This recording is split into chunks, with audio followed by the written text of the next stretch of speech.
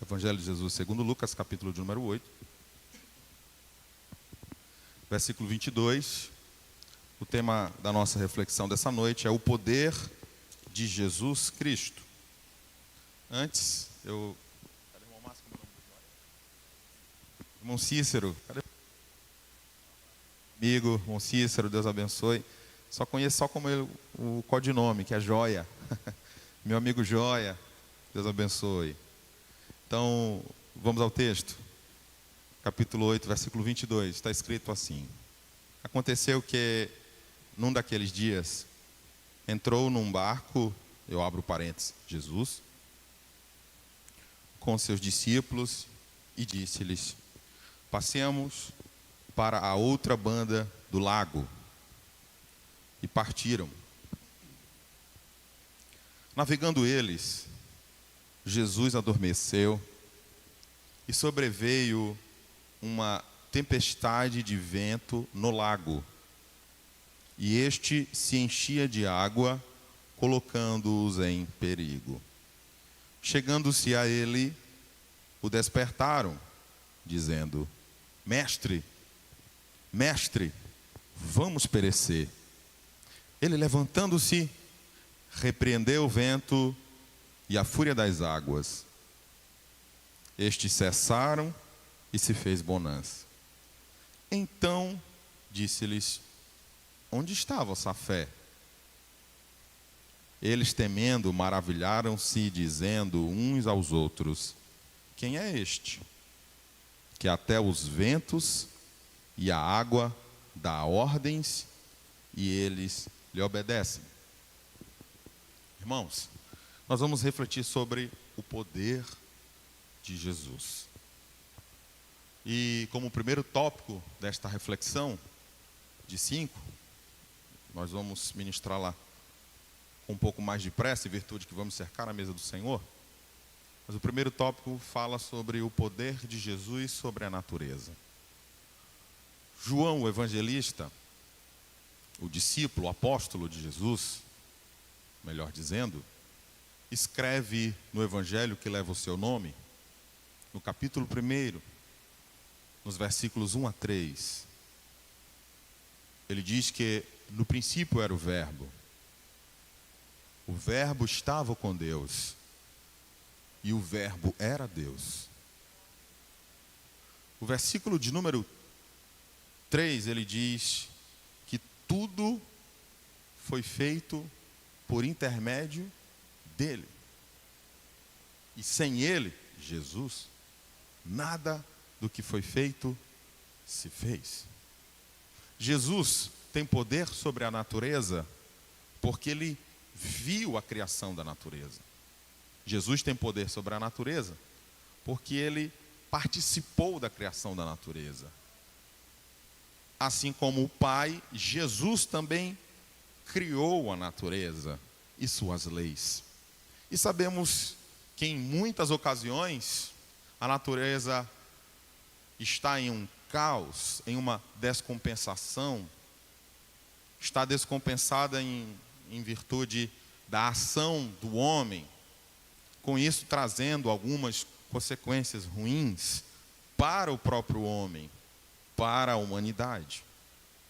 Jesus tem autoridade sobre a natureza. Jesus tem poder até sobre a natureza.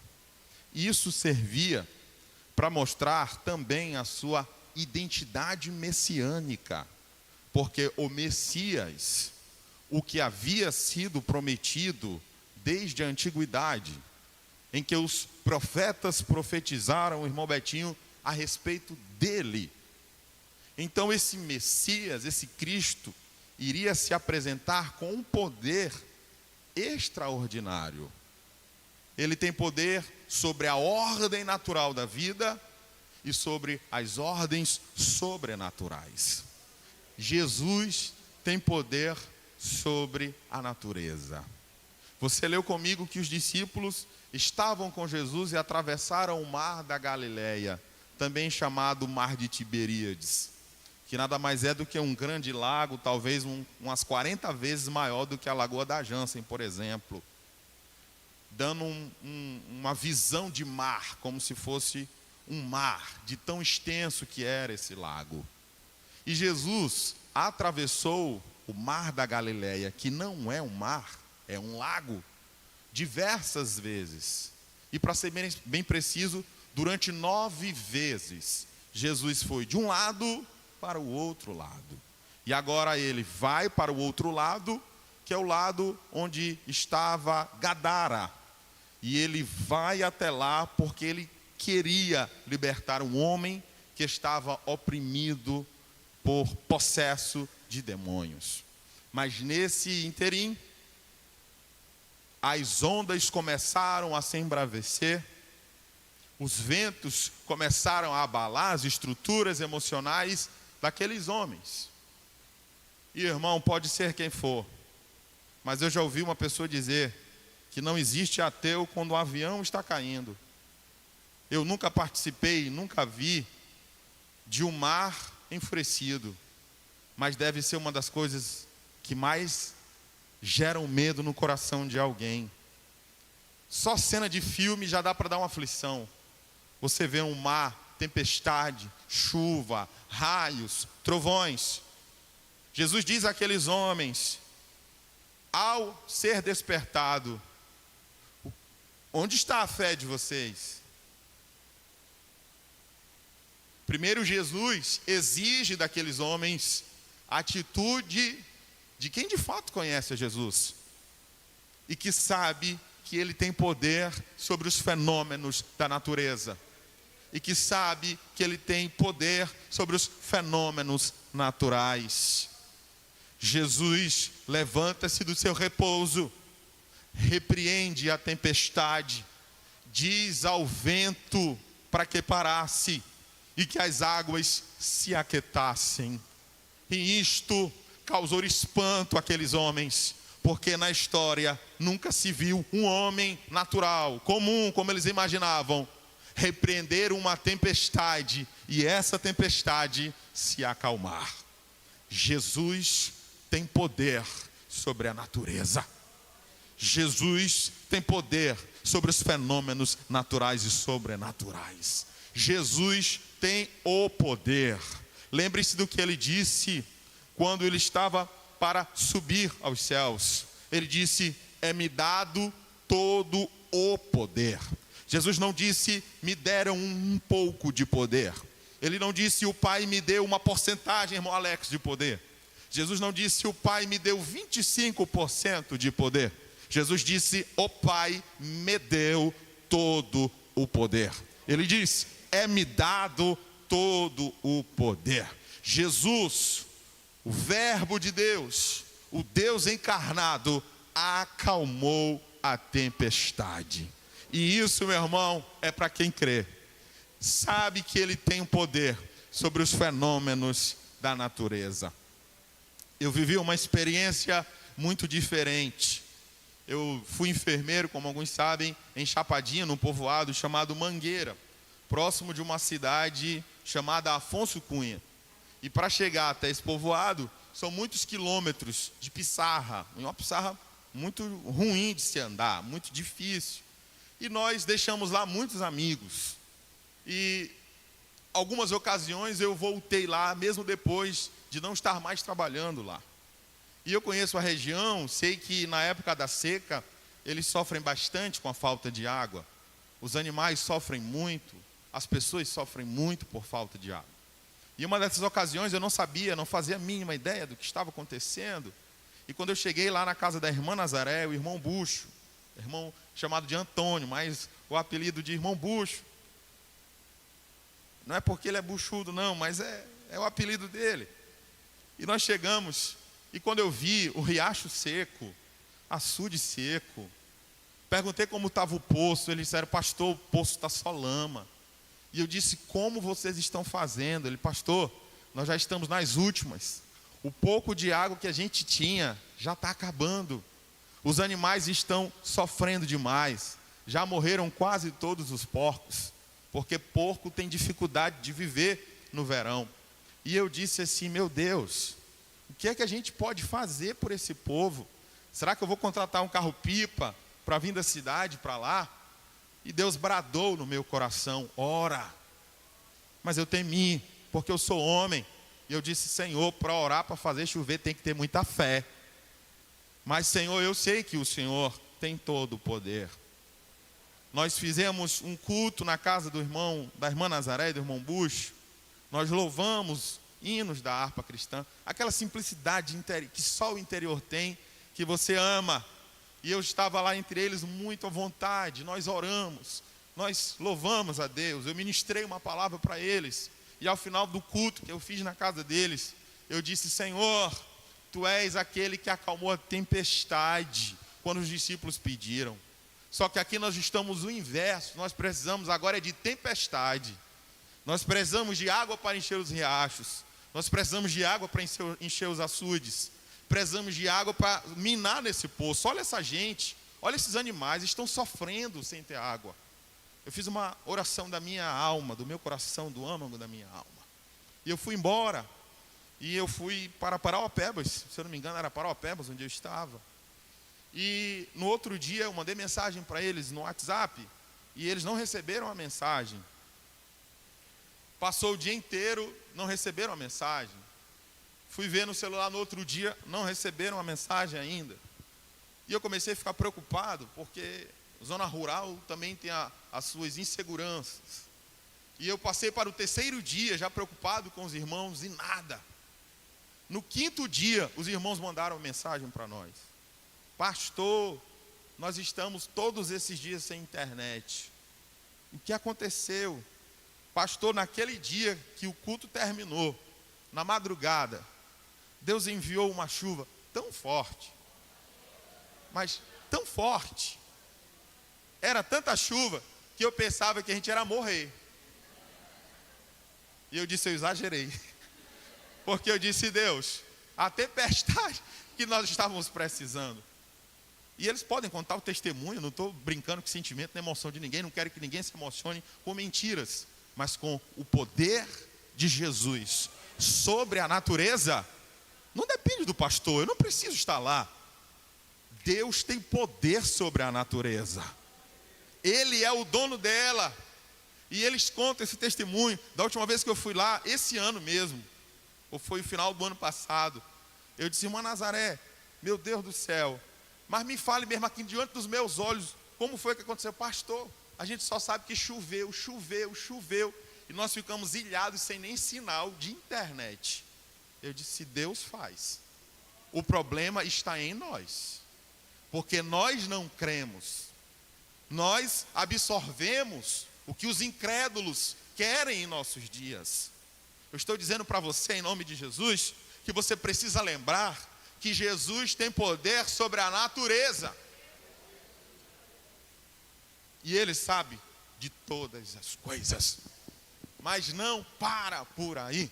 Jesus, além de ter poder sobre a natureza, eu preciso avançar. Jesus tem poder sobre os demônios. Está escrito na palavra de Deus que quando Jesus chega em Gadara, está um homem despido, moribundo, que vivia andando pelo deserto e pelos sepulcros. Diz a Bíblia que ele era acorrentado por pessoas e ele quebrava as correntes. Ele era contido e ele quebrava todas as contenções.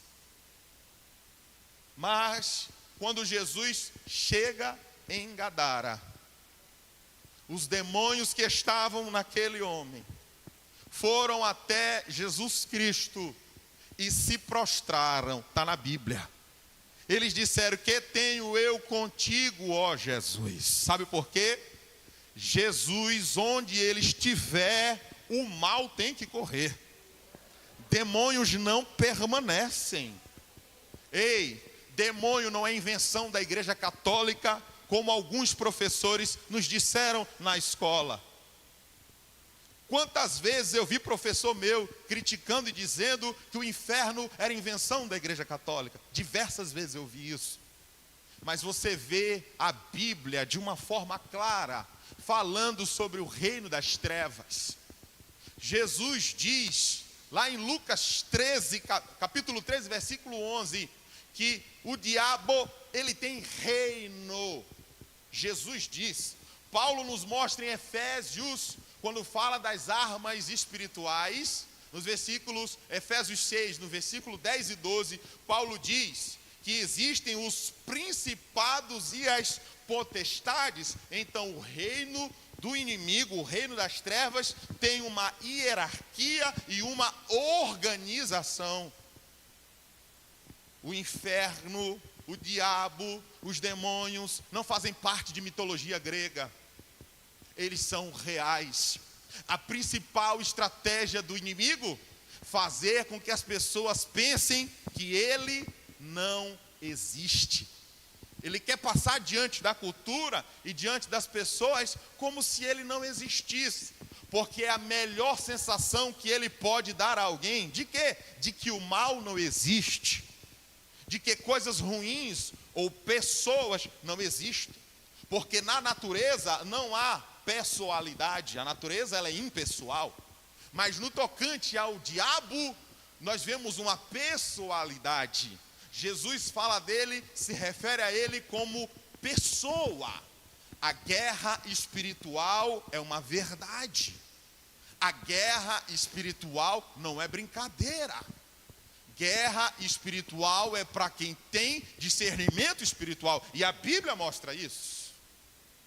Mas Jesus demonstra o seu poder quando diz àqueles demônios: saiam. E eles imploravam, dizendo a ele: não nos mande para o abismo. Para você ver que o inferno é tão ruim que nem os demônios querem ir para lá. E como ainda não houve a conclusão dos fins dos tempos, pós-apocalipse, ainda existe uma transição, idas e vindas dos demônios, do inferno para regiões celestiais, para a terra. Os demônios vagam pela terra. Existem demônios que sentem-se propriedade de lugares, e dependendo do contexto familiar de alguém, ele se sente propriedade de pessoas, quando pessoas são oferecidas a ele. Quantos testemunhos nós já ouvimos de pessoas que se entregaram a Cristo, que foram oferecidas em rituais para pertencerem a Satanás? Quantos testemunhos nós já vimos? Diversos, inúmeros. E eu estou falando de testemunho dito por pessoas que tiveram um encontro com Cristo. Então não fique você pensando que dá para brincar de ser crente. Cuidado, porque o diabo existe e tudo que ele quer de nós é uma brecha. Ele não quer que a gente faça muita coisa, uma brecha é suficiente. A própria palavra de Deus diz que o diabo, o nosso adversário, ele anda ao nosso derredor. Observe que há uma delimitação. Ele não anda comigo e ele não anda contigo, porque nós não somos dele. Mas ele anda ao nosso derredor, bramando como se fosse um leão, buscando a quem possa tragar. E para ele tragar não depende dele, depende de quem abre a brecha, abre ou dar o precedente a ele. Mas a mesma palavra diz que só existe um leão, porque o diabo ele brama como leão.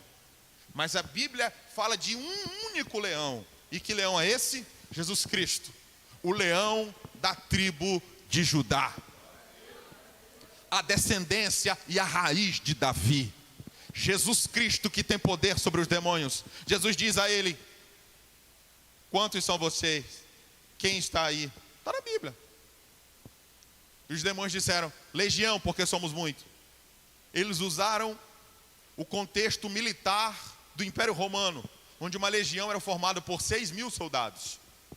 Então, existia ali, habitando em um único corpo, 6.000 demônios, no mínimo. Por isso eles disseram: legião, porque somos muitos.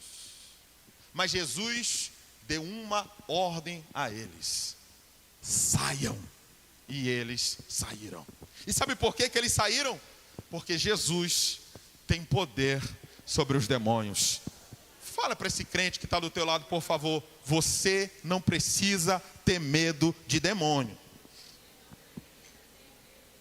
Jesus tem poder sobre os demônios. Em Lucas capítulo 13, versículo 6, está escrito na Bíblia que uma mulher, há 18 anos, ela andava curvada. Pode colocar para mim, projeta, pelo amor de Deus. Era um dia de sábado, irmão Erasmo.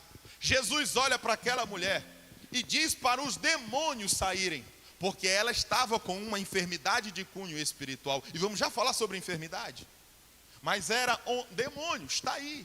Lucas capítulo 13, versículo 6. Há 18 anos ela sofria. Os fariseus e escribas começaram a reclamar, irmão Max, porque Jesus estava curando num sábado. Ele não deve curar num sábado, não se pode curar num sábado. Tem tanto dia para fazer uma obra, de segunda a sexta, de domingo a sexta, melhor dizendo. Não, mas Jesus disse, olhe, esta mulher estava presa pelos demônios há 18 anos. É como se Jesus estivesse dizendo, vocês queriam que eu esperasse o domingo amanhecer para eu libertar? Jesus tem pressa para libertar. Jesus quer libertar é hoje, Jesus quer libertar é agora. Jesus não quer libertar amanhã. Jesus tem pressa para libertar os cativos. Jesus tem pressa para libertar os oprimidos. Ele quer usar a tua boca, Ele quer usar a tua voz, Ele quer usar as tuas mãos, Ele quer usar a tua vida. Nós não temos que ficar como quem tem medo. Ai meu Deus, ai Deus o livre alguém manifestar. Se manifestar, vai ter que sair, em nome de Jesus. E se não manifestar, sai do mesmo jeito. Porque aonde Jesus está, demônios não permanecem. Há poder no nome libertador de Jesus Cristo. Por quê? Porque Jesus tem poder sobre os demônios. Estou falando isso porque você pode descansar. Você nunca vai precisar chegar para alguém que trabalha contigo, de uma outra religião, e dizer assim, sai daqui, porque o Espírito Santo de Deus não vem, porque tu está aqui no ambiente, porque o teu santo é mais forte que o meu santo. Você nunca vai estar num lugar, é mais fácil alguém pedir para tu sair. É mais fácil alguém pedir para você ir embora, porque alguém não está entrando no recinto, porque tem um servo de Deus lá. E por que isso acontece? Porque o brilho do Espírito Santo de Deus está em você.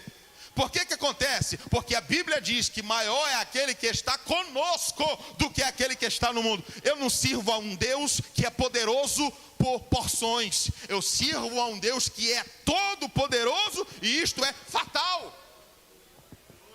Absolutamente poderoso. Jesus tem poder sobre os demônios. Se existe alguém acorrentado por demônios aqui nessa noite, eu digo no poder e na autoridade do nome de Jesus Cristo, seja liberto pelo poder do nome do Senhor. Porque no nome de Jesus há poder. E demônios não irão oprimir pessoas nesse lugar. Por quê? Porque nós pregamos a palavra de Deus. Nós vivemos a palavra de Deus. Nós queremos o evangelho de fato de Deus. E se há alguma opressão, ela vai cair por terra em nome de Jesus. Cuidado, porque nem toda doença é demoníaca, que é o terceiro tópico dessa ministração. Jesus tem poder sobre as doenças e enfermidades. Existem enfermidades e doenças de cunho natural ou de cunho espiritual. Acabei de falar desta mulher que vivia encurvada há 18 anos. Nós sabemos que as doenças, elas adentraram no nosso mundo depois que o primeiro casal, por que não responsabilizar diretamente ele? Depois que Adão pecou. Depois que ele peca, as doenças adentram esse mundo. Existem pessoas que diferenciam entre enfermidades e doenças, colocando enfermidade como doenças espirituais e enfermidades como problemas espirituais e doenças como problemas naturais. Mas não existe base bíblica para isso. Não existe. Há quem diz que enfermidade é quando alguém tem sintomas e vai ao médico e depois que tem o diagnóstico, ele volta doente, porque agora ele tem um diagnóstico daquilo que estava lhe incomodando. Não entrarei nesse mérito, mas nós vemos na Bíblia diversas vezes Jesus pregando em lugar e curando os enfermos e doentes. Está na Bíblia. Tudo que eu posso dizer é isso. Eu não posso afirmar que é espiritual e o que é carnal, porque a Bíblia não me diz. E se ela não me diz, é um erro brutal eu querer distorcer o que a Bíblia está realmente dizendo para aquilo que eu quero pregar, para aquilo que eu quero ministrar. Então não posso. Mas as doenças e enfermidades, se forem diferentes, de fato, adentraram no mundo depois que o pecado veio. E sim, elas são passadas geneticamente, sim, elas são adquiridas. Nós estamos vivendo um tempo que a nossa alimentação é muito ruim, e por conta da nossa alimentação a gente também está sofrendo problemas, por conta da nossa nutrição. Mas algumas doenças, tudo bem, fazem parte deste tempo, e outras acompanham desde que o mundo é mundo. Foram feitas análises em múmias no Egito, existem artigos, você pode ler sobre eles. Foram feitas análises nas múmias do Egito, foram encontradas doenças que nós temos em nossos séculos. Foram encontradas desde tuberculose, artrite, arteriosclerose e outras doenças em múmias. Então, algumas doenças não começaram agora, são desde o Egito. Mas, como consequência do pecado. Mas mesmo assim, sendo consequência de pecado, eu vi na Bíblia que Jesus chegou para um homem que estava cego e que estava demonstrando o seu título messiânico: Jesus, filho de Davi, tem misericórdia de mim. Você conhece a história. Jesus repreende a cegueira física daquele homem, apesar dele enxergar espiritualmente Cristo como Messias. Eu vi na Bíblia que Jesus curou paralíticos e eles passaram a andar. Está na Bíblia. Por quê?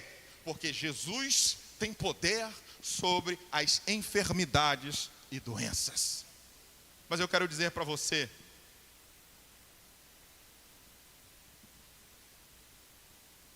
se você está sofrendo com alguma doença e não falou a ninguém, ou se falou, Jesus tem poder sobre ela. Pastor, se não curar, eu não posso te responder, porque eu não conheço as profundezas de Deus. A Bíblia diz: o Espírito conhece até as profundezas de Deus. O pastor não. Quisera eu ter resposta para todas as doenças e enfermidades, para todos os problemas dos meus irmãos. Quisera eu ter resposta para todas as minhas próprias perguntas. Mas em algum momento nós temos que conviver com elas. Abrir a Bíblia e esperar de Deus respostas. Ou simplesmente entender, ou viver, aceitar a soberania de Deus. Ficar enfermo é algo ruim. Eu já estive doente, estive enfermo. E eu sei como a gente fica. Mas a Bíblia está dizendo que Ele, Jesus Cristo de Nazaré, Ele tem poder sobre as enfermidades e doenças. Use sua fé. Pastor, eu estou cansado. Te une a tua fé com a minha. Vamos unir a nossa fé. Vamos unir pessoas que creem no poder. Vamos orar por um propósito. Vamos ver a mão de Deus agindo. Deus continua fazendo, mas Ele só faz quando existe fé. Deus não faz, Deus não realiza quando Ele não tem liberdade para fazer ou para realizar. Você está recebendo a palavra de Deus? Eu preciso encerrar porque nós vamos já cercar a mesa do Senhor. Mas, para fechar, que Ele tem poder sobre as enfermidades e doenças. Eu quero lembrar você que há uma promessa da Bíblia, que todos nós seremos revestidos de um corpo incorruptível.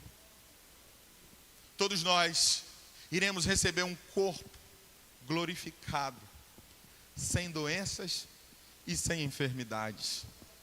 Você não vai mais precisar usar óculos. Eu não vou mais me preocupar com balança, porque obesidade é doença. Você não vai mais se preocupar com uma dor estomacal que você sente. Talvez com uma dor crônica que está no teu corpo e te acompanha há anos. Há uma promessa de Deus para nós. Aqueles que permanecerem firmes.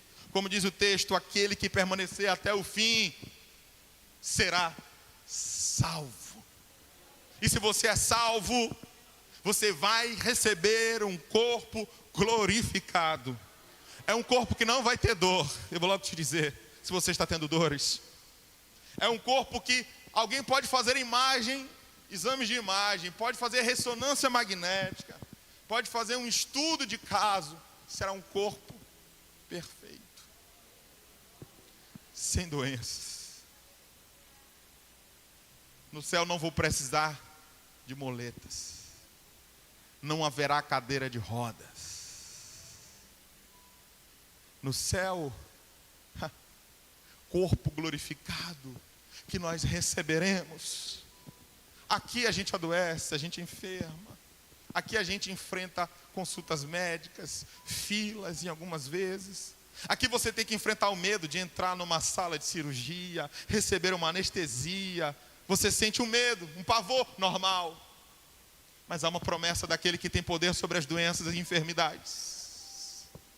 O mesmo que disse que não precisam de médicos os sãos, mas os enfermos. Reconhecendo a necessidade de existir pessoas que vão oferecer cuidado a alguém que precisa. Mas, irmã Vanessa, eu creio no corpo glorificado que Jesus dará a cada um de nós. Você vai dar a Deus a esclerose. Você vai dar a Deus a espirros para quem tem rinite alérgica.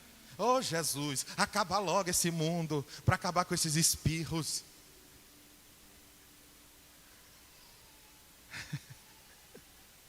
Jesus tem poder sobre as enfermidades.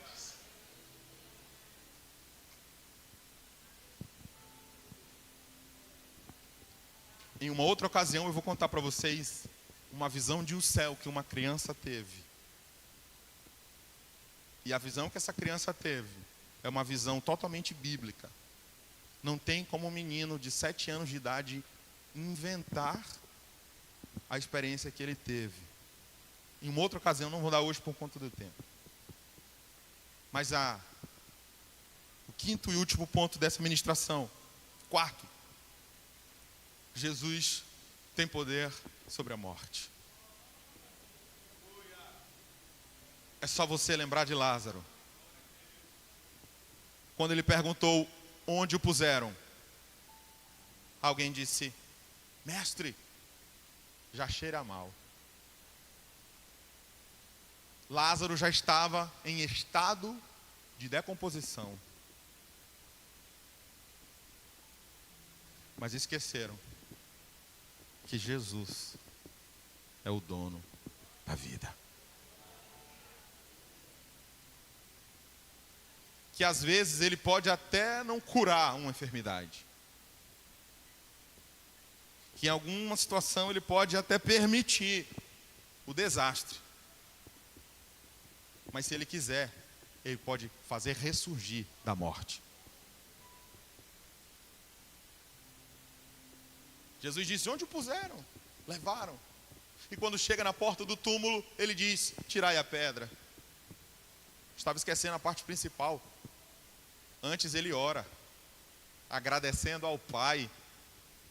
Senhor, obrigado porque o Senhor me ouviu. Não é porque o Senhor não me ouve, o Senhor sempre me ouve. Mas é para que eles crescem, para que eles possam crer. Que o Senhor deu poder a mim até sobre a morte. Eu tenho poder sobre a morte. E Jesus dá o brado mais poderoso até aquele momento de um Novo Testamento que estava sendo produzido e escrito. Lázaro, vem para fora. Ou sai para fora. E diz a Bíblia, e o defunto, que agora não é mais defunto, saiu da tumba com os pés e mãos amarrados, atados. Os pés e mãos amarrados. Lázaro saiu igual um canguru, pulando, mas ele recebeu uma ordem. Aquele corpo, aquele músculo em estado de decomposição, dá lugar agora a uma musculatura sadia. E a gente não tem nem a mínima noção de que foi que o Lázaro adoeceu. A gente sabe que ele estava com febre, estava doente. O que levou o Lázaro à morte a gente não tem noção. Mas o dono da vida foi na tumba de Lázaro e disse: sai. E ele saiu. Saiu não carregado, saiu com as suas próprias pernas. Por quê? Porque Jesus tem poder sobre a morte. O quinto e último ponto dessa ministração: Jesus tem poder sobre o pecado. Jesus tem poder sobre o pecado.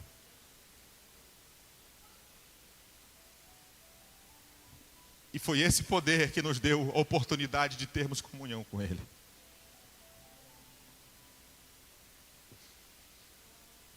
Quem somos nós para receber o perdão de Cristo? Quem é você? Deixa eu confrontar a tua verdade. Deixa eu confrontar teu coração. Será que você seria tão bonitinha, tão bonitinho para receber perdão?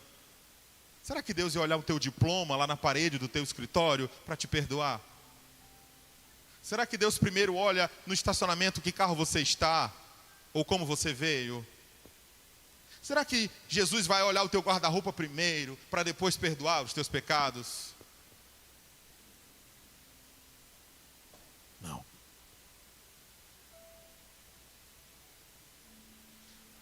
Jesus venceu o diabo quando estava no deserto. Jesus venceu a tentação quando ele estava no jardim. Jesus venceu a cruz no monte chamado Caveira. Imagine a cena, por favor. Você na parte alta, as pessoas na parte baixa, alguns te acusando, dizendo que você é um mentiroso, dizendo que você é um profano, palavras caluniosas. Mas olhe e entenda que você não cometeu pecado nenhum. O que você vai fazer? Qual a tua ação? Qual a tua responsabilidade diante disso? Jesus entregou-se na cruz do Calvário para nos perdoar os pecados. A vítima que substituiu o malfeitor, que sou eu.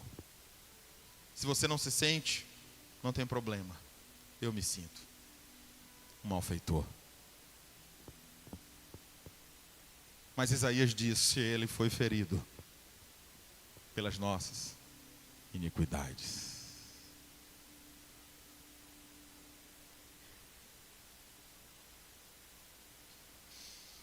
Ai, Jesus. Também disse que o castigo que nos traz a paz estava sobre ele.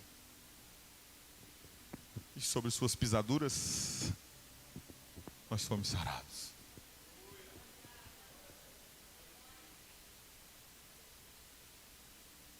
A doença que o pecado causou em nós, o distanciamento de Deus, a ausência do Criador, deu lugar a uma comunhão, a uma nova vida, a uma nova criatura, um novo nome, seu nome escrito no livro da vida, promessa de corpo incorruptível, corpo glorificado. Jesus tem poder sobre a morte, sobre as doenças, sobre enfermidades e doenças, sobre a natureza. Mas ele também tem poder sobre o pecado. E porque ele tem poder sobre o pecado, ele pode perdoar você de todos os pecados. Só que o inimigo gosta de aprisionar pessoas, né? Você fez isso. Sim.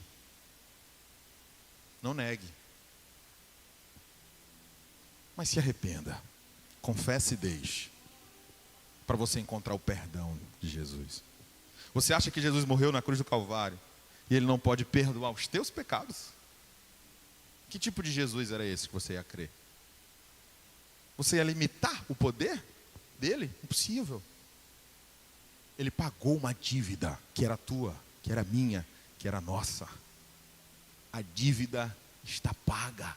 Jesus tem poder sobre o pecado para nos dar comunhão e paz com Deus.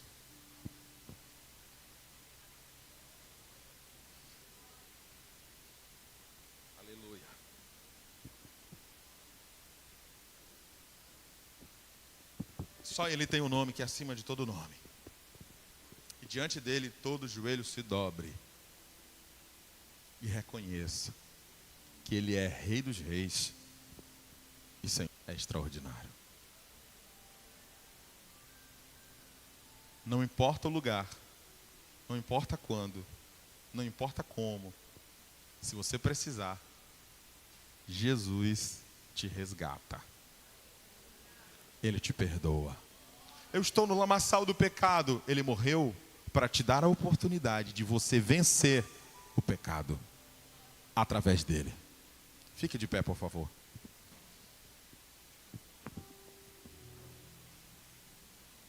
Antes de lermos o texto,